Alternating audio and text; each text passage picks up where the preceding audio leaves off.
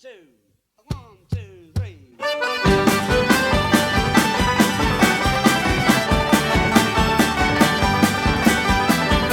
On the 4th of July, 1806, we set sail from the sweet cove of Cork.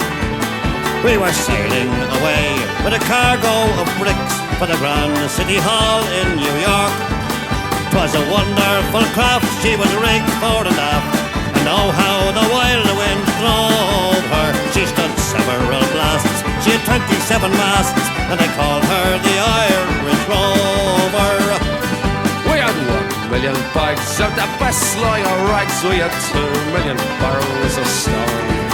We had 3,000,000 sides of our blind horses' hides. We had 4,000,000 barrels of bones.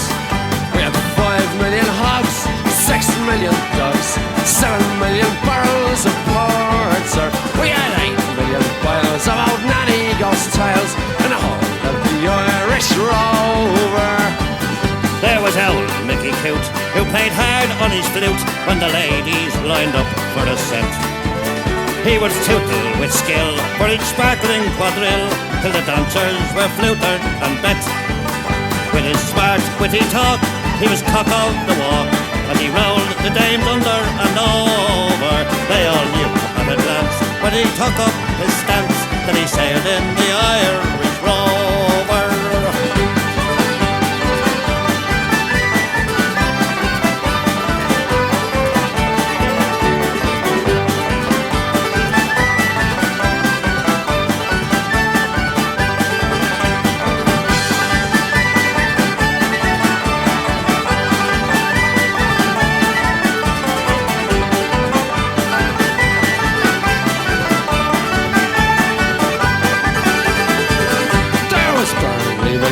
From the banks of the Lee, there was Hogan from Kelsey to Hull.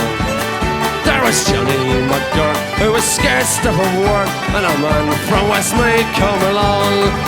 There was Slugger O'Toole, who was drunk as a rule, and fighting Bill Tracy from Dover. And your man, Mike McCann, from the banks of the Bank, was the skipper on the Irish Rover. For a sailor, it's always a bother in life.